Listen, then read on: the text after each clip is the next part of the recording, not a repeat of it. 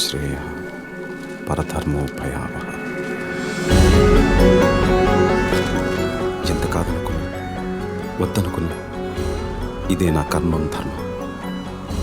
నాకంటూ కనబడుతున్న దారదొక్కటే.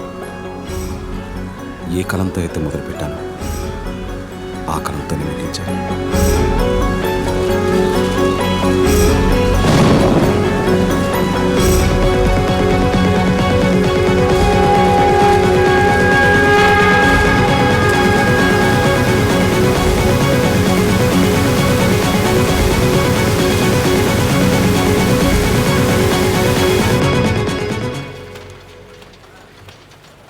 Good morning sir. ఏంటయ్యా సారథి, ఏంటి ఇలా వచ్చావు? చెప్పు, కొత్త కథలు ఏమైనా రాసావా? అవును సార్. సార్ చూస్తుంటే సగమే రాసినట్టున్నావే. చూడండి సార్, అడ్వాన్స్ ఇస్తే పూర్తిగా రాసేస్తాను.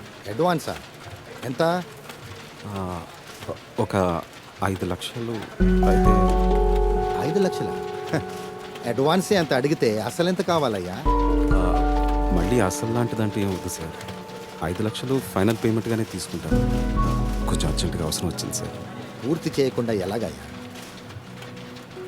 ఎంతో అత్యవసరమైతే కానీ డబ్బు విషయంలో ఇంత పట్టుపట్టాను కదా సార్. సారథి, నువ్వు ముందు దీన్ని పూర్తి చేసుకుంటురా. ఈ లోపల సార్తో మాట్లాడి నేను చేయగలిగింది చేస్తాను. తప్పకుండా చేస్తారు.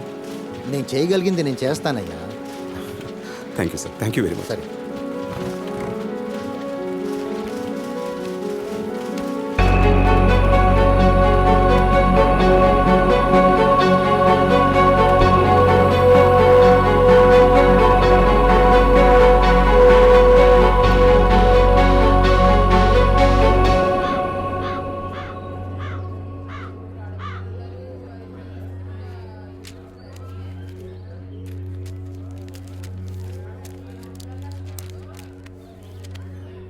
ఏం చేద్దామో చెప్పు. కాళ్ళు చేతులు విరగ్గొట్టండి, వేధవకి బుద్ధి వస్తుంది. అమ్మా నువ్వుండు. ఆ, మీరు చూశారు కదా ఉత్తరాలన్నీ. అర్ధరాత్రి గోడ దూకి ఇంట్లోకి వచ్చాడు. 3 ఆడపిల్లలు ఉన్నారు ఇంట్లో. పరువుగా బతుకుతున్నాం. ఊరంతా మాట్లాడుకుంటున్నారు. రేపు దాన్ని ఎవడు పెళ్లి చేసుకుంటాడు చెప్పండి. ఆ. మావయ్య, నువ్వు ఆగు. కొడితే పోయిన పరుగు తిరిగి వచ్చేద్దా ఏంటి?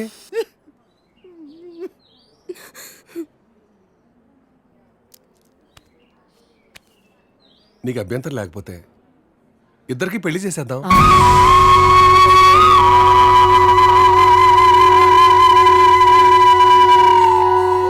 ఇదొక్కటే మార్గం కనపడింది. పోయిన నీ పరువు కాపాడుకోవాలన్నా, ఊళ్ళో ఇంకొకటి ఇలాంటి పని చేయకుండా ఉండాలన్నా పెళ్లి చేసేద్దాం. నేను చేసుకోను.